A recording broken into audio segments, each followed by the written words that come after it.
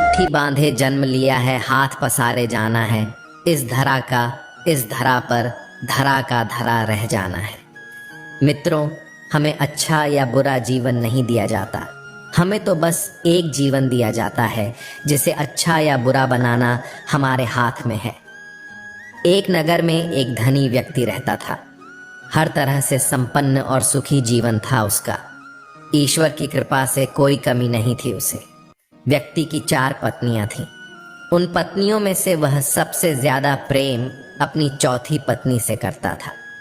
इस पत्नी को वह कीमती से कीमती उपहार लाकर देता, उसे हमेशा सजा संवर कर रखना चाहता था। व्यक्ति उसके साथ खूब समय व्यतीत करता और उस पर खूब धन खर्च करता। वह अपनी तीसरी पत्नी से भी प्रेम करता था। तीसरी पत्नी उसके गर्व का विषय थी। जब तीसरी पत्नी उसके साथ होती तो वह बहुत ही सम्मानित महसूस करता था, परंतु उसे सदैव यह भय बना रहता कि तीसरी पत्नी उसे छोड़कर चली जाएगी। अपनी दूसरी पत्नी से भी वह प्रेम करता था। उसकी दूसरी पत्नी बहुत समझदार थी। जब भी व्यक्ति के जीवन में कोई समस्या आती तो वह सदैव अपनी दूसरी पत्नी के पास ही जाता, क्योंकि उसे यही लगता था कि वह उत्तम कोटि की सलाहकार है। व्यक्ति 4 पत्नियों में से यदि किसी से प्रेम नहीं करता था तो वह थी उसकी पहली पत्नी। पर पहली पत्नी उसे बहुत प्रेम करती थी। वह बहुत ईमानदार थी, उसका बहुत ख्याल रखती थी, हर अच्छे काम के लिए उसे प्रोत्साहित करती और हर बुरे काम से रोकती थी। परंतु व्यक्ति की दृष्टि में उसका कोई मूल्य नहीं था। उसने अपनी पहली पत्नी को न तो कभी समझा और न ही उस पर कभी ध्यान दिया। एक बार वह व्यक्ति बहुत बीमार पड़ गया। बहुत इलाज कराया पर कोई फायदा नहीं हुआ। अब व्यक्ति का अंतिम समय आ चुका था। उसने अपनी 4 पत्नियों को अपने पास बुलाया। उसने अपनी चौथी पत्नी से, जिसे वह सबसे ज्यादा प्रेम करता था, कहा, मेरे अंतिम क्षण हैं, मैं सदा के लिए अब इस दुनिया से विदा हो जाऊंगा। क्या तुम भी मेरे साथ चलोगी? क्योंकि तुम सदा ही मेरी प्रिय रही हो। मैं जानता हूं कि मेरे साथ जाने से तुम भी बहुत खुश होगी। पर चौथी पत्नी ने तुरंत ही उस व्यक्ति को मना कर दिया। वह बहुत दुखी हुआ। अब उसने तीसरी पत्नी को अपने पास बुलाया और वही प्रश्न किया, मैं इस दुनिया से जा रहा हूं, क्या तुम मेरे साथ चलोगी? तीसरी पत्नी ने तुरंत उत्तर दिया, नहीं, आपके जाने के बाद मैं किसी और की हो जाऊंगी, किसी और से विवाह कर लूंगी। उस व्यक्ति का हृदय दुख से भर गया। अब उसने अपनी दूसरी पत्नी से पूछा, क्या मेरी मृत्यु के बाद तुम मेरे साथ चलोगी? दूसरी पत्नी का उत्तर भी यही था, मैं आपके साथ नहीं जा सकती, मैं केवल आपका अंतिम संस्कार कर सकती। अब पहली पत्नी, जिसे उसने कभी प्रेम नहीं किया था, स्वयं आगे आई और बोली, मैं आपके साथ जाऊंगी। दोस्तों, हर इंसान के पास ये 4 पत्नियां होती हैं। चौथी पत्नी है हमारा शरीर, जिसे हम सबसे ज्यादा प्रेम करते हैं। उसे सजाने और संवारने में खूब धन और समय खर्च करते हैं, लेकिन मरते वक्त हमारा शरीर हमारे साथ कभी नहीं जाता। तीसरी पत्नी है हमारी संपत्ति, हमारा धन, हमारा कारोबार, जो हमारे सम्मान और गर्व का विषय होता है। पर हमारी मृत्यु के बाद वह भी हमारे साथ नहीं जाता, वह किसी और का हो जाता है। दूसरी पत्नी है हमारे अपने, हमारा परिवार, हमारे सगे संबंधी। इन लोगों को बहुत पीड़ा होती है हमारी मृत्यु से, पर इनमें से कोई हमारे साथ नहीं जाएगा। ये केवल हमारा अंतिम संस्कार करेंगे और फिर इस दुनिया की महामाया में व्यस्त हो जाएंगे। पहली पत्नी है हमारी आत्मा, जिसकी हम सदैव उपेक्षा करते हैं। उसकी आवाज़ को हम सदा दबा देते हैं, परंतु वही है जो हमें अच्छे और बुरे का सच में ज्ञान देती है। वही है जो मृत्यु के बाद भी हमारे साथ जाएगी। दोस्तों, हमें अपनी आत्मा को पोषित करना है, उसे सबल बनाना है, उससे प्रेम करना है। क्योंकि यदि हमें अपनी आत्मा से प्रेम होगा तो हमें किसी विषय में चिंता करने की आवश्यकता ही नहीं है, क्योंकि वही हमारी असली पहचान है। लेकिन अफसोस, हम जीवन भर इस आत्मा की उपेक्षा करते हैं।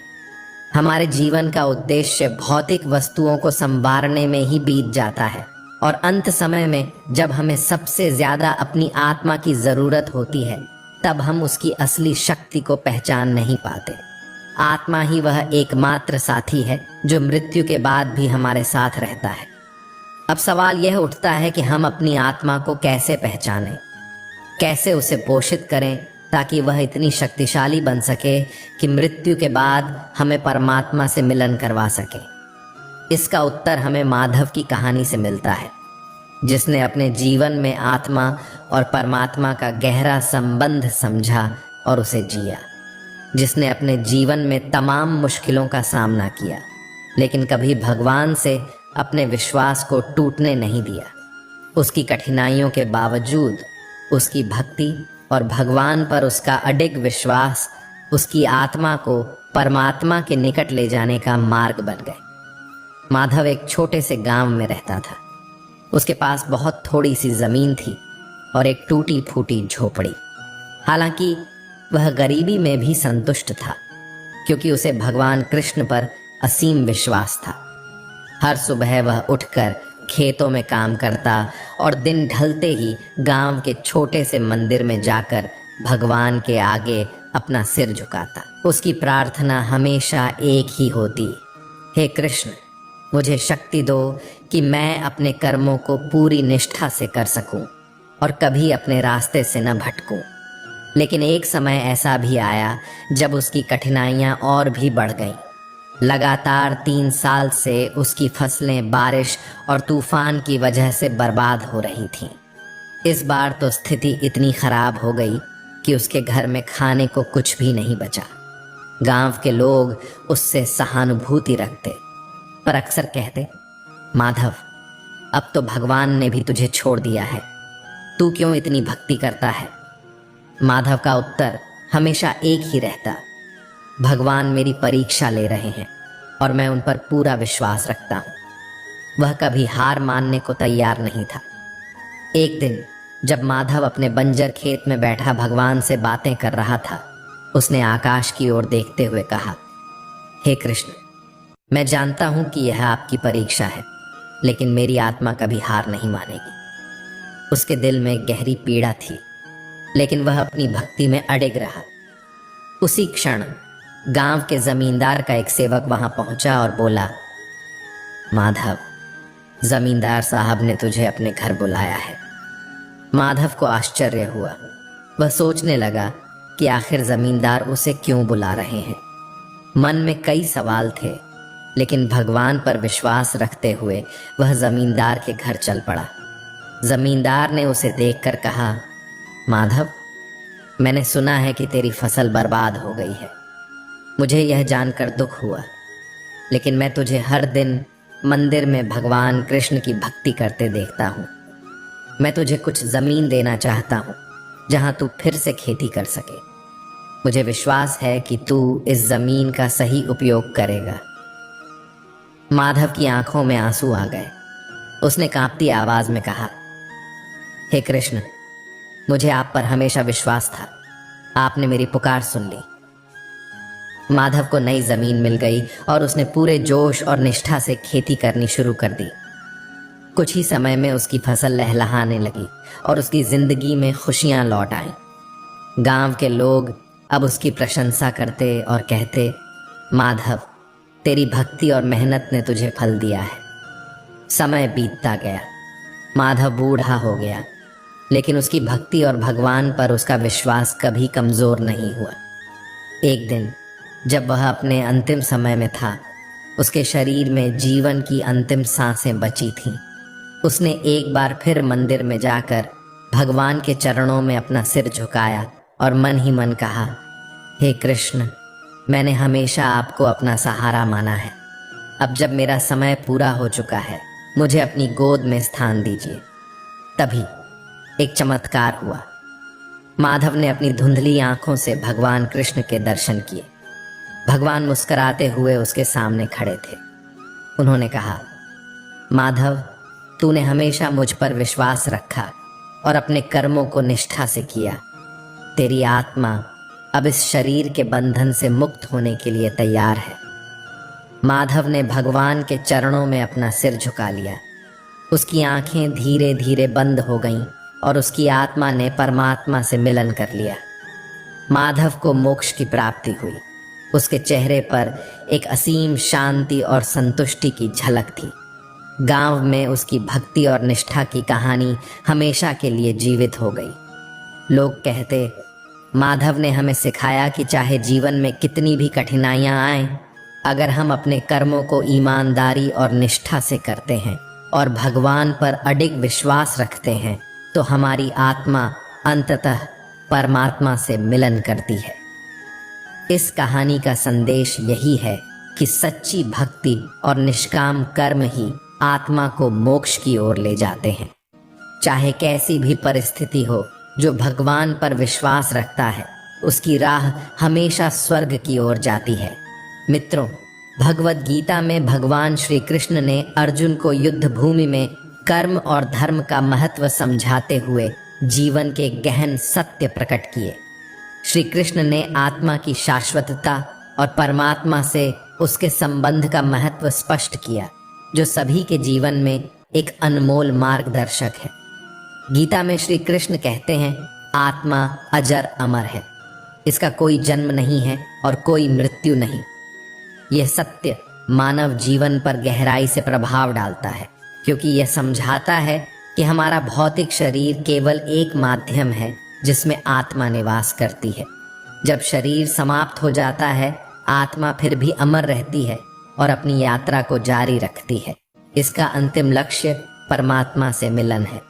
भगवान श्री कृष्ण ने भगवत गीता में अर्जुन को समझाते हुए कहा है कि जैसे हम पुराने वस्त्रों को त्याग कर नए वस्त्र धारण करते हैं, उसी प्रकार आत्मा भी पुराने शरीर को छोड़कर नया शरीर धारण करती है।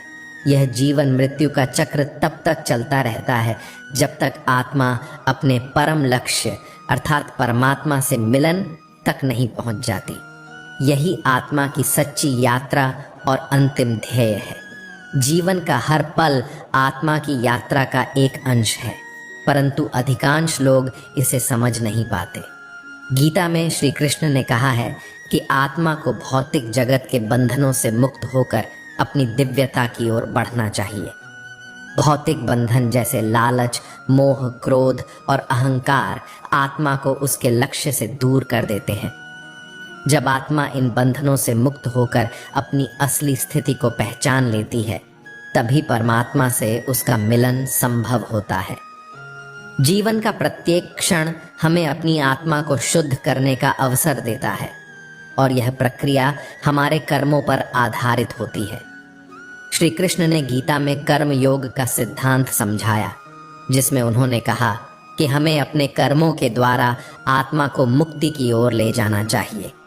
हमारे कर्म निष्काम होने चाहिए, यानी बिना फल की चिंता किए जाने चाहिए। इस प्रकार के कर्म आत्मा को शुद्ध करते हैं और उसे परमात्मा के करीब लाते हैं। गीता में श्री कृष्ण का संदेश कर्मण्येवाधिकारस्ते मां फलेषु कदाचन का अर्थ है कि व्यक्ति को केवल अपने कर्म करने का अधिकार है, लेकिन उसके फल की इच्छा नहीं करनी चाहिए। यह सिद्धांत आत्मा को उसकी यात्रा के अगले चरण की ओर अग्रसर करता है। हमें जीवन में हर परिस्थिति में कर्म करते रहना चाहिए, लेकिन फल की आकांक्षा से मुक्त रहना चाहिए। यही निष्काम कर्म आत्मा को मोक्ष की ओर ले जाते हैं। मोक्ष उस अवस्था का नाम है जब आत्मा परमात्मा से मिलन करती है।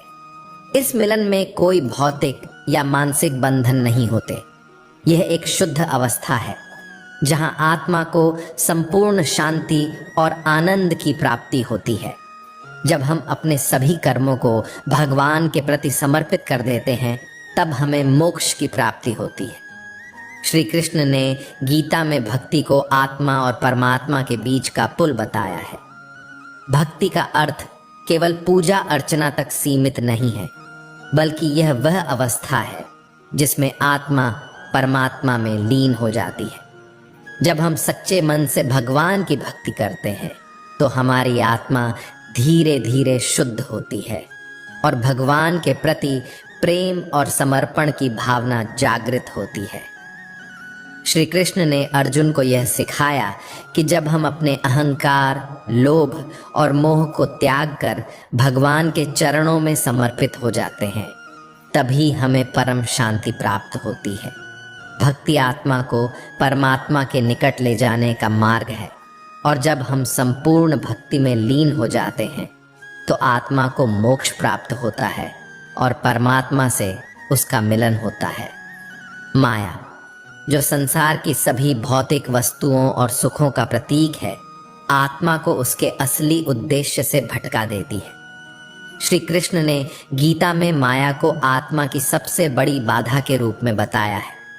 इसका प्रभाव इतना गहरा होता है कि आत्मा अपनी सच्ची पहचान को भुलाकर संसार के मोह में उलझ जाती है। लेकिन आत्मा को माया के बंधनों से मुक्त करना ही उसका परम लक्ष्य होना चाहिए। श्री कृष्ण ने माया से बचने का मार्ग ध्यान और योग में बताया है। ध्यान और योग आत्मा को शांति और सुकून प्रदान करते हैं, जिससे वह माया के बंधनों से मुक्त हो सकती है। जब आत्मा माया से मुक्त हो जाती है, तब उसकी सच्चाई का बोध होता है और वह परमात्मा के निकट जाने के लिए तैयार होती है। ये साधन आत्मा को शुद्ध करने के सर्वोत्तम मार्ग है। गीता में श्री कृष्ण ने स्पष्ट किया है कि ध्यान और योग का अभ्यास आत्मा को उसके वास्तविक स्वरूप को पहचानने में मदद करता है। जब हम ध्यान करते हैं तो हमारी आत्मा माया के प्रभाव से दूर हो जाती है और भीतर की शांति और दिव्यता का अनुभव करती है। ध्यान के अभ्यास के साथ आत्मा धीरे धीरे अपने सभी बंधनों को त्याग देती है और अपने वास्तविक स्वरूप को प्राप्त करती है। योग के माध्यम से आत्मा परमात्मा के साथ एकाकार हो जाती है। यह वह स्थिति होती है जहां आत्मा और परमात्मा के बीच कोई भेद नहीं रहता, दोनों एक हो जाते हैं। आत्मा और परमात्मा का यह मिलन ही जीवन का सर्वोच्च उद्देश्य है।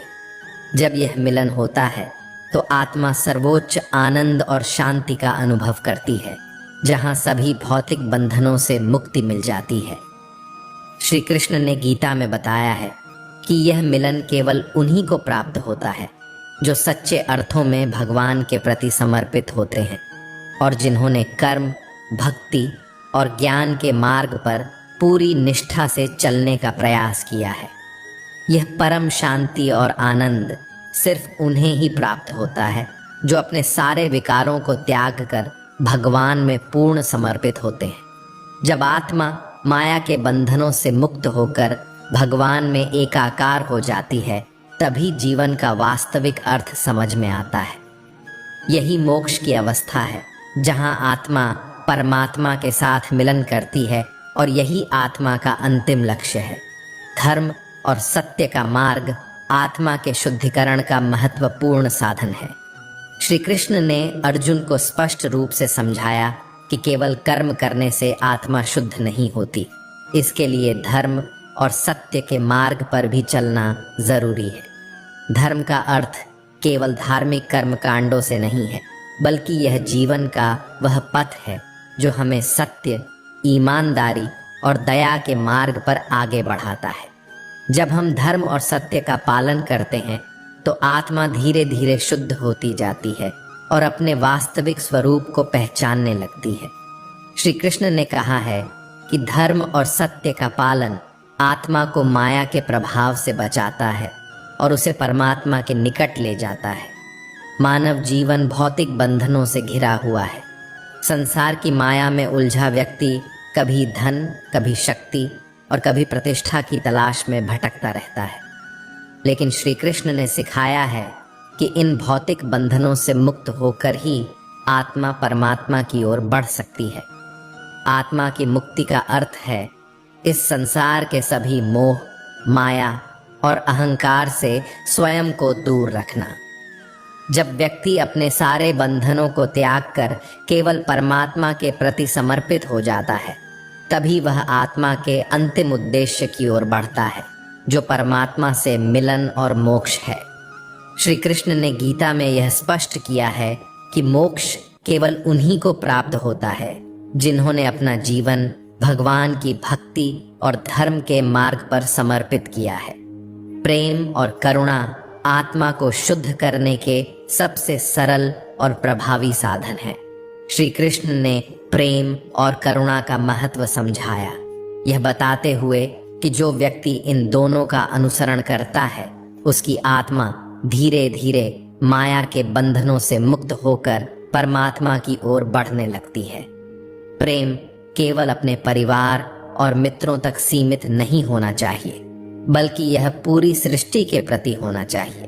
जब हम सभी प्राणियों में भगवान का अंश देखते हैं और उनके प्रति प्रेम और करुणा का भाव रखते हैं तो हमारी आत्मा शुद्ध होने लगती है।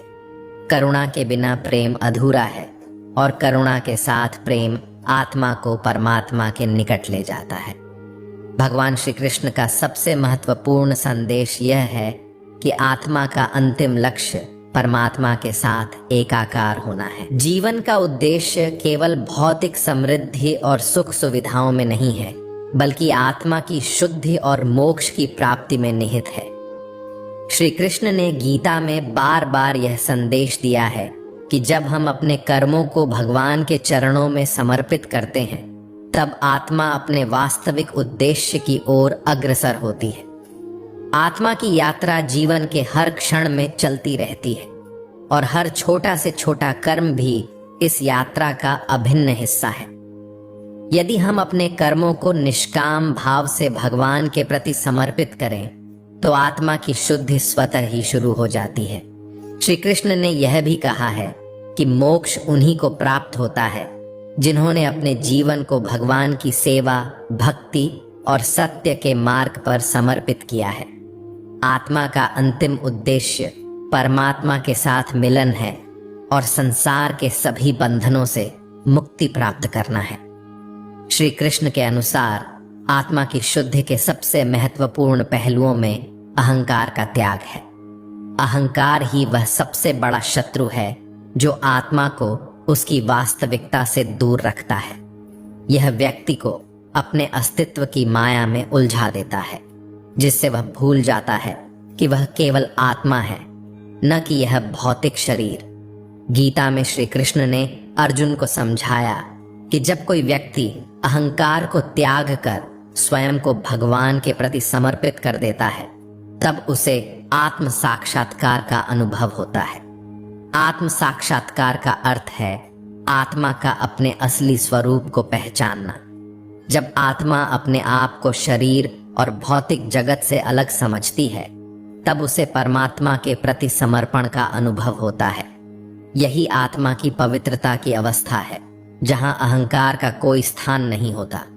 गीता के संदेश के अनुसार आत्मा की उन्नति के लिए आध्यात्मिक साधना अत्यंत आवश्यक है। साधना के बिना आत्मा अपनी आंतरिक शक्तियों को नहीं पहचान सकती और न ही अपनी यात्रा को सही दिशा में आगे बढ़ा सकती है। श्री कृष्ण ने ध्यान, योग और भक्ति को साधना के महत्वपूर्ण अंग बताया है, जो आत्मा को उसकी दिव्यता और परमात्मा के मिलन तक ले जाते हैं। ध्यान और योग से आत्मा धीरे धीरे अपने बंधनों को त्याग देती है और अपने वास्तविक स्वरूप को प्राप्त करती है।